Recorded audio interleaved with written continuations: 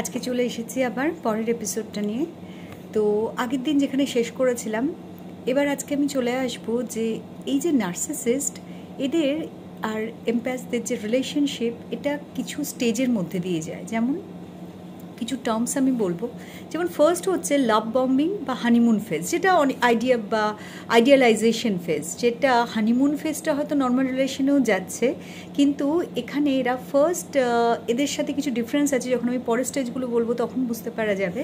তো এদের যে ব্যাপারটা হয় ফার্স্টেই, মানে হানিমুন ফেজে বা আইডিয়ালাইজেশন ফেজে এমন এরা এমপ্যাথদেরকে, নার্সিসিস্টরা এমপ্যাথদেরকে এমন ইমপ্রেশন দিচ্ছে যে তারা মানে they are very unique, they are kind of fulfilling all their desires, all their expectations. মানে এটা unrealistic, they are just way apart from others, they are মানে something they can't describe in words, এরকম কিছু impression দিচ্ছে। আইডিয়ালাইজেশন phase চলছে।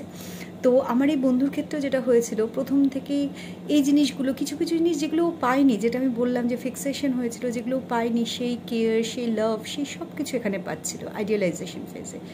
তো next চলে আসছে আইডিয়ালাইজেশন ফেজের পরে বেশ কিছুদিন পরে ধীরে ধীরে স্টেপ বাই স্টেপ, যেমন আমরা এখানে বলি সিস্টেমেটিক ডিসেন্সিটাইজেশন সাইকোলজিতে। তো এখানে এরা কী করছে, ধীরে ধীরে ধীরে এদের সমস্ত স্টোরিটা জেনে নিচ্ছে। এমপ্যাথদের স্টোরিটা নার্সিসিস্টরা পুরোটা জেনে নিচ্ছে, কোথায় তার উইক পয়েন্ট, কোথায় স্ট্রং পয়েন্ট, কোন জায়গাতে ট্রিগার পয়েন্ট, সব কিছু জেনে তারপর ধীরে ধীরে ধীরে ধীরে এদের নিজেদের যে আসল যে রূপটা সেটা দেখানো শুরু করছে, আর বোঝানোর চেষ্টা করছে সব কিছু ইস্যুস যা কিছু হচ্ছে সবই এমপ্যাথদের জন্য হচ্ছে।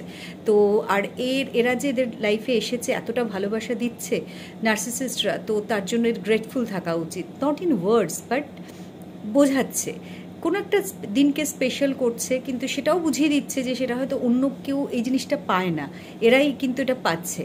তো এইরকমভাবে বারবার বারবার এই মানে ব্রেনে এই জিনিসগুলো যখন বারবার করে ইমপ্রেশনটা যাচ্ছে, আর এমপ্যাথরা তো একটু উইক থাকছে, এমপ্যাথদের মধ্যে কিছু ভালনারেবিলিটিও থাকছে, তো সেখানে তারা কী করছে, এই কথাগুলোকেই বিশ্বাস করে নিচ্ছে।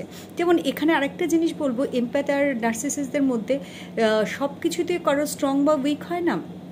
নার্সিসিস্টরা আর যাই হোক না কেন, তারা কিন্তু সেলফ সাফিসিয়েন্ট, মানে তারা কিন্তু নিজের কি চাই তো সেই জিনিসটার একটু কমেও কিন্তু তারা মানছে না। মানে একটা স্ট্রং সেন্স অফ সেলফ আছে, হুইচ ইজ পজিটিভ আমি বলবো।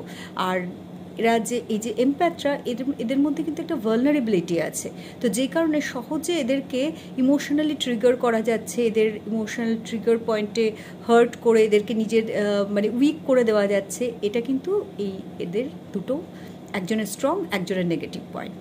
তো তারপরে কি হলো, আইডিয়ালাইজেশন ফেজের পরে তখন এভাবে দেখাতে দেখাতে তারপরে কি হচ্ছে, একটা মানে আইডিয়ালাইজেশন ফেজ আসছে, তারপরে হচ্ছে ডিসকার্ড। মানে ডিসকার্ডের আগে তারা এই নার্সিসিস্টরা বিভিন্ন ফেজের মধ্যে দিয়ে এদেরকে বুঝিয়ে দিচ্ছে, মানে একটা হিন্টও আসছে যে চলে যেতে পারে, বাট এই চলে যাওয়ার পুরো কারণটা কিন্তু এরা চাপিয়ে দিয়ে যাচ্ছে কাদের ওপরে, এই এমপ্যাথদের উপরে। তো এটাকে একটা সাইকোলজির ভাষায়, মানে আর এই জিনিসটা কি হচ্ছে সাইকোলজির ভাষায়, এটাকে মানে আমরা বলে থাকি এই যে মানে কাইন্ড অফ ট্রমা বন্ড করে দিচ্ছে। আর এটা মানে এটা ঠিক সাইকোলজির ভাষাটা আমার এক্স্যাক্টলি এখন মনে আসছে না, আমি নেক্সট কোনো ভিডিওতে বলে দেবো। তো এরা যেটা করছে, এটাকে কাইন্ড ব্লেম শিফট করছে, মানে একদমই যেটা পুরো ব্যাপারটা সে নিজে করছে, কিন্তু সেই পুরো জিনিসটার দায়টা চাপিয়ে দিচ্ছে এমপ্যাথদের উপরে। আর যেহেতু এমপ্যাথরা এমনিতেই উইক, আর এখানে কিছু জিনিসও আছে তাদের অ্যাটাচমেন্ট স্টাইলটা, যেটা নিয়ে আমি আজকে বলবো না, সেই অ্যাটাচমেন্ট স্টাইলটার জন্য খুব ডিপেন্ডেন্ট অ্যাটাচমেন্ট স্টাইল, সেই কারণে সহজেই এই নার্কদের কথাটা বিশ্বাস করে নিচ্ছে, কারণ সেই জায়গাটা এরা অলরেডি তৈরি করে দিয়েছে। তারপরে কি হলো, ডিসকার্ড ফেজ আসলো, ফাইনালি এরা ডিসকার্ড করে দিল নার্কদের, মানে নার্সিসিস্টরা এদেরকে মানে এমপ্যাথদেরকে ডিসকার্ড করে দিল। তাহলে কি হলো, ফার্স্টে লাভ বম্বিং ফেজ বা আইডিয়ালাইজেশন ফেজ বা হানিমুন ফেজ, আমি লাভ বম্বিং কথাটা বলিনি কারণ এত বেশি কিছু করছে বিভিন্ন জিনিস দিয়ে বা বিভিন্ন ভালো কথাবার্তা যা কিছু, যেটা এরা কোনোদিন হয়তো পায়নি বলে নার্কদের মনে হচ্ছে, তো সেই ফেজটা হচ্ছে হানিমুন ফেজ বা লাভ বম্বিং ফেজ।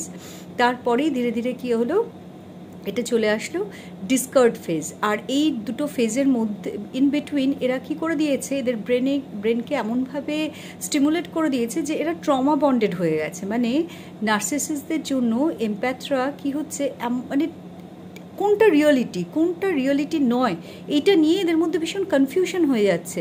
মানে বুঝতে পারছে this person is not good for me, এটা তো ঠিক হচ্ছে না, বাট সত্যি কি এটা ঠিক হচ্ছে না, এই কোয়েশ্চেনটা যে আমি ছাড়তে চাইছি বাট আমি ছাড়তে পারছি না, কারণ বিভিন্ন ইনসিডেন্ট দিয়ে বিভিন্ন জিনিস দিয়ে এমনভাবে আমি ইউজ টু হয়ে গেছি, আমার সিস্টেমটা ইউজ টু হয়ে গেছে যে আমি মানে ছেড়ে থাকবো, সেই পেনটা সেই কষ্টটা নিতে পারবো না, হুইচ ইজ ট্রমা বন্ডিং। তো এই জিনিসটা তারপরে তো আজকে তো এখানেও এই গল্পটাতেও সেটাই হয়েছিল।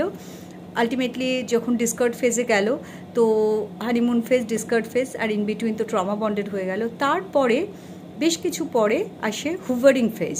বাট আচ্ছা, এর মাঝে একটা ইম্পর্টেন্ট জিনিস মিস করে গেছি, হুইচ ইজ গ্যাস লাইটিং।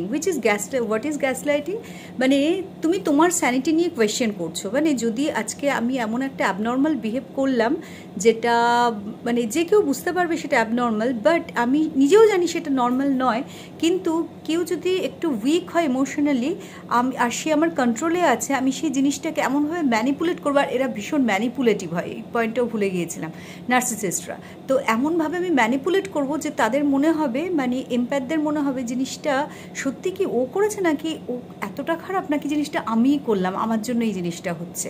তো মানে নিজের স্যানিটি নিয়ে কোয়েশ্চেন করা, নিজের মানে you are not sane, you should you might see a psychiatrist. তোমার কিছু জিনিস সে হয়তো করেছে, এটা কি আদৌ আমি করেছি, এই কোয়েশ্চেনটা মনে চলে আসছে, উইচ ইজ গ্যাস লাইটিং।